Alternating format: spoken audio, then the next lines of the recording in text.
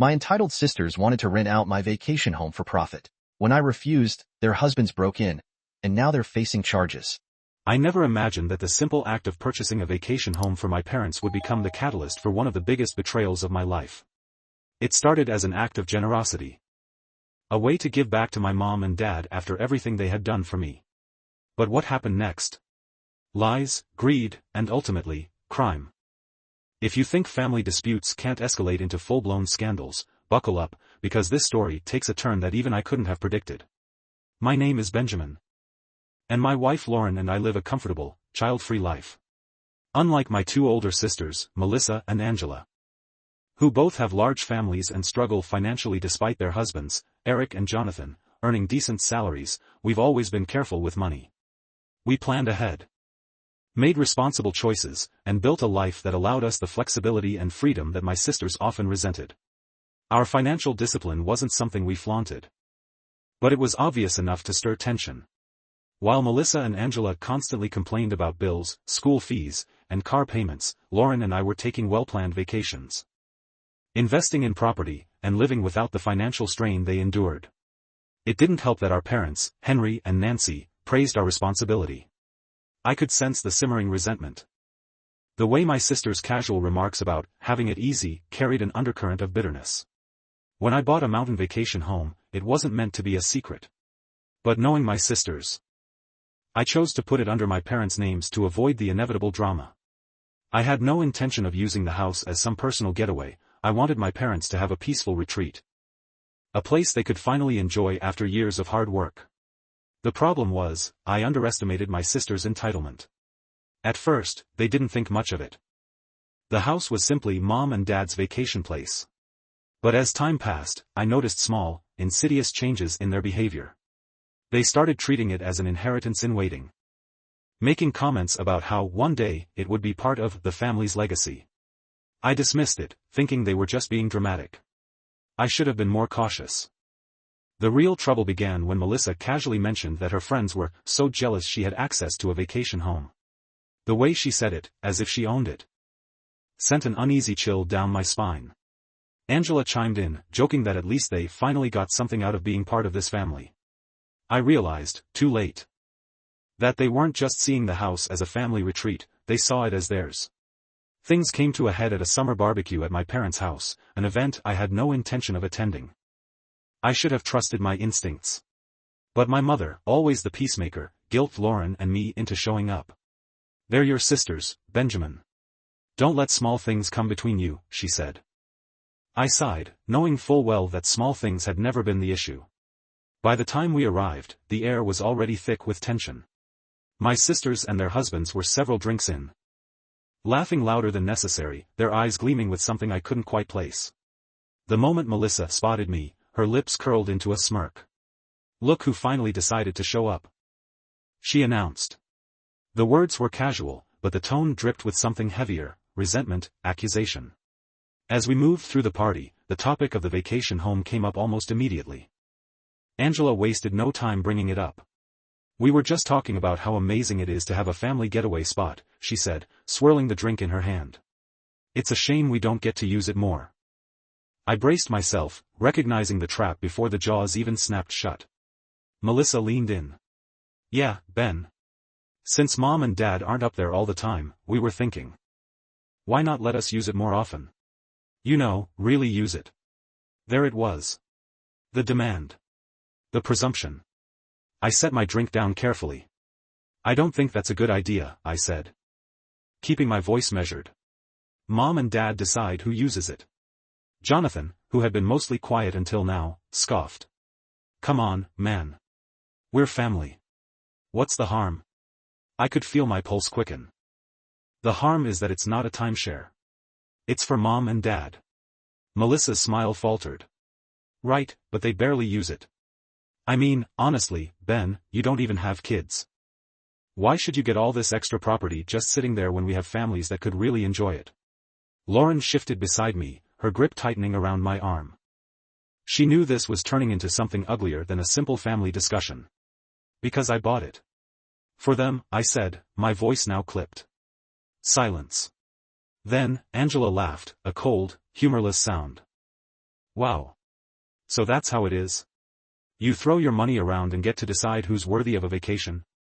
I exhaled sharply, trying to maintain my composure. It's not about worth. It's about respecting boundaries. Melissa's face darkened. Funny, because I thought family meant something. The weight of the moment settled in. They weren't going to let this go. They had convinced themselves that this was a battle worth fighting.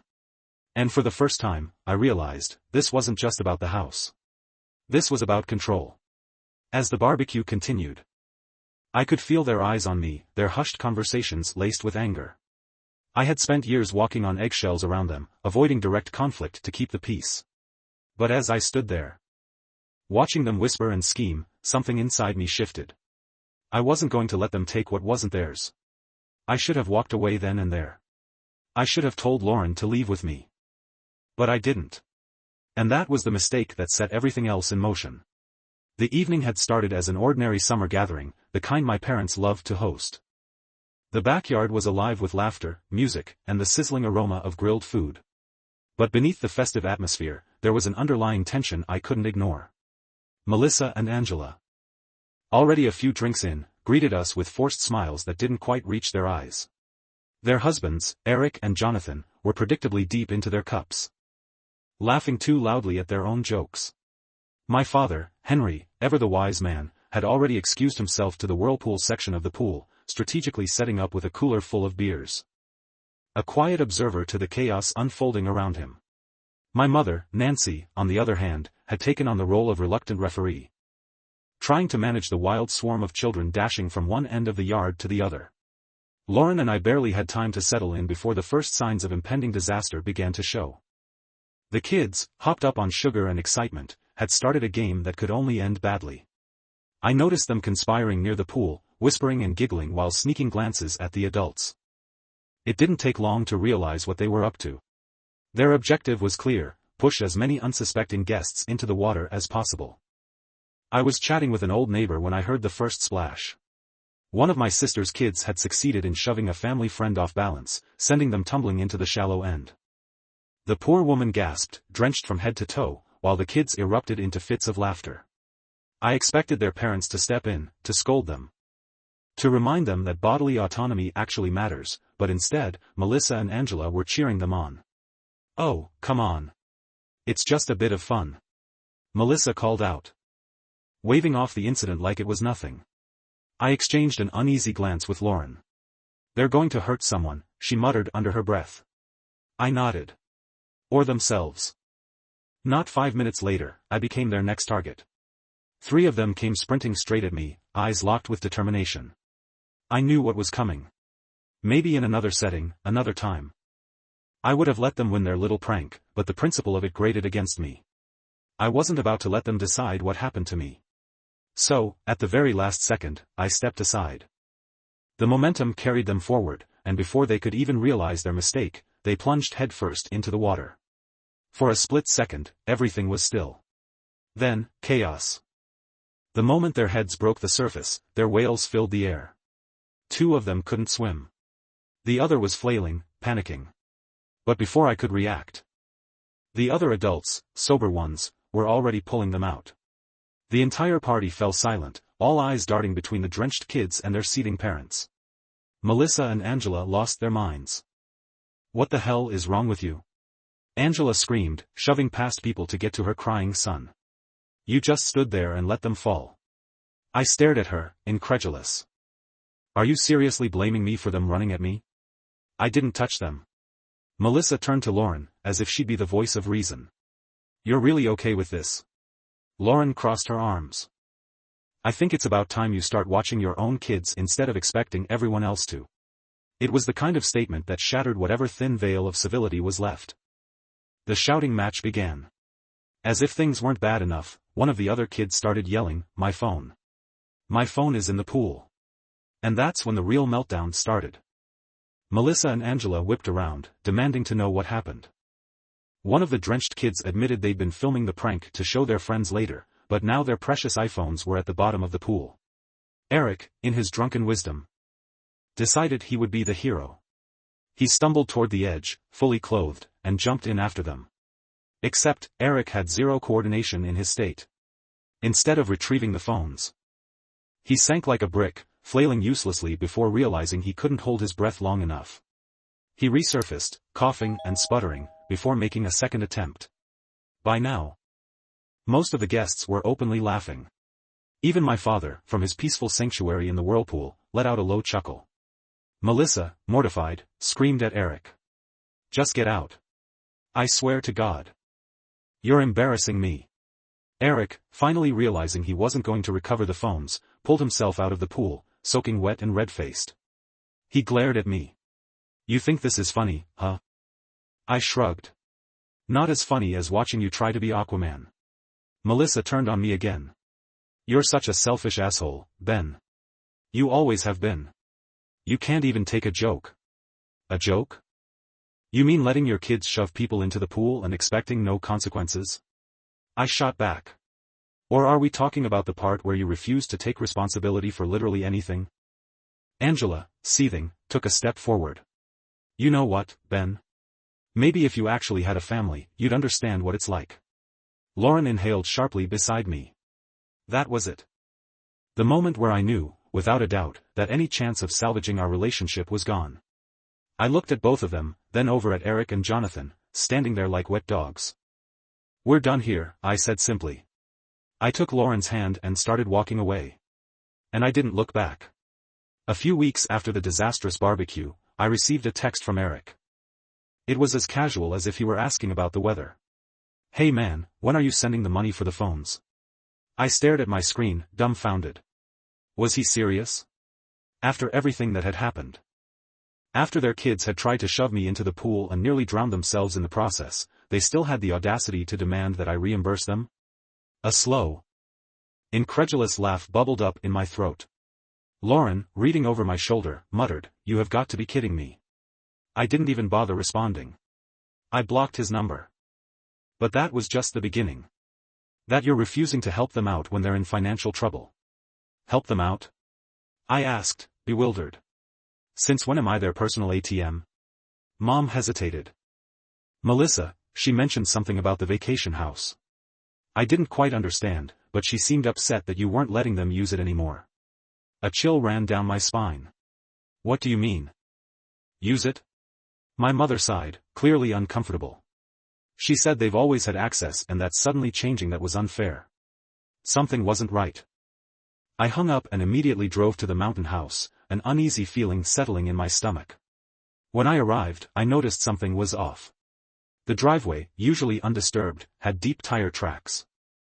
The front porch had small scuff marks, as if someone had been moving furniture in and out. And when I stepped inside, I was hit with the undeniable scent of unfamiliar people, not the usual faint lavender my mother liked to spray. The final straw was when I found a receipt on the kitchen counter. A cleaning service invoice, from last weekend. I wasn't there last weekend. My parents weren't there last weekend. So who the hell had been in my house? I went straight to my computer and checked the security system. At the time, I had only basic cameras set up at the front and back entrances. As I reviewed the footage, my jaw clenched. Strangers. Coming in and out with luggage. A woman on the porch sipping coffee as if she were on vacation. A group of guys grilling in my backyard like they owned the place. My hands were shaking as I scrolled back further. This wasn't an isolated incident. It had been happening for years. I felt physically ill. It didn't take much digging to put the pieces together. Melissa had been renting out the vacation home on short-term rental sites. I found the listing easily, it was under a generic name, but the photos were unmistakable. My furniture, my backyard. My parents' retreat, all being sold to the highest bidder for weekend getaways. My stomach twisted when I saw the reviews.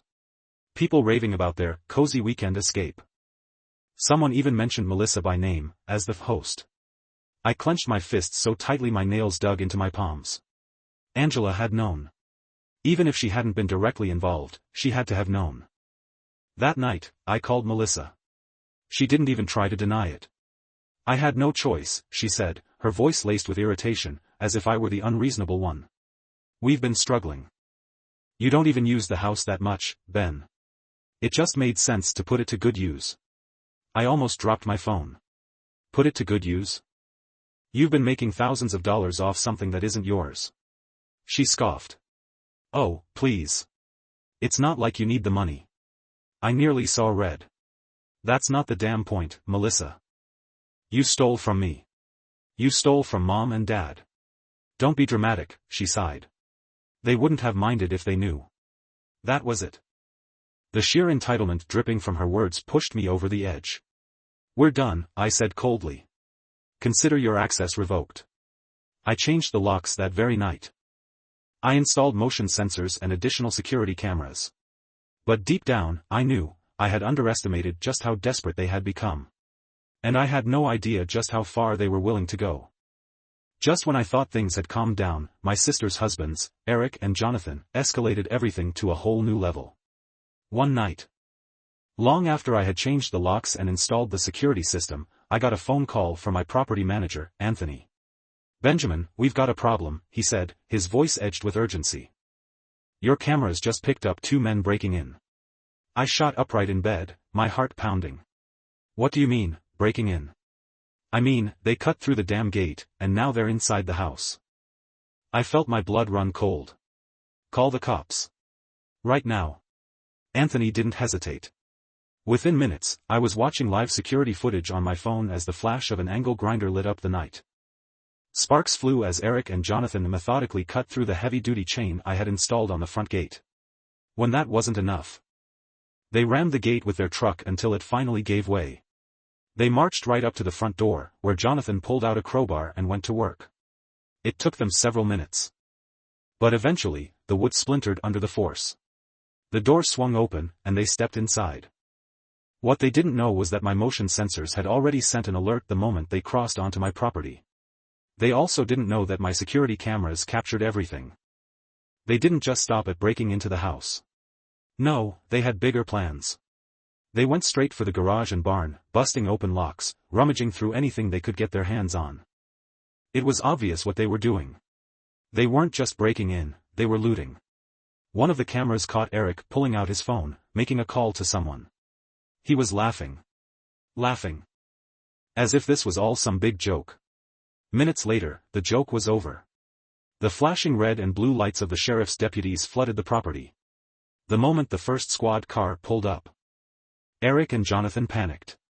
I watched from my phone as they scrambled like cockroaches, tripping over themselves, trying to figure out whether to hide or run. They chose wrong. The officers didn't even have to chase them. They walked out onto the porch, hands raised, still trying to explain themselves. I could barely believe my ears when I heard the audio recording later. This is my family's property.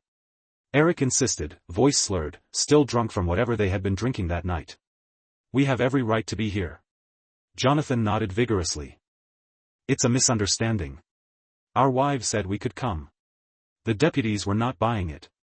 You cut through a gate, smashed a door in, and were caught inside the property, one officer said. Unimpressed. This is breaking and entering. Still, they argued. We just needed to grab a few things. Jonathan protested. Whose things? The deputy asked.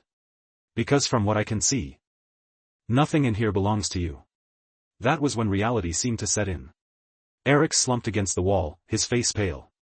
Jonathan, ever the idiot, mouthed off one last time. This is bullshit. That's when the deputies snapped the cuffs on them. They were charged with breaking and entering, destruction of property, and making threats. The moment my sisters found out, they lost their minds. Melissa called my parents, screaming that I had gone too far. Angela left me furious voicemails, insisting that I was ruining the family. You could have just let them go, she cried. You didn't have to call the police. I listened to her words in stunned silence. Did they really think I would let 2 grown men destroy my property, steal from me, and get away with it? I exhaled slowly, my jaw tight. I was done being the nice brother. I had given them too many chances. They had crossed too many lines. And now, they were going to face the consequences. I blocked my sister's numbers.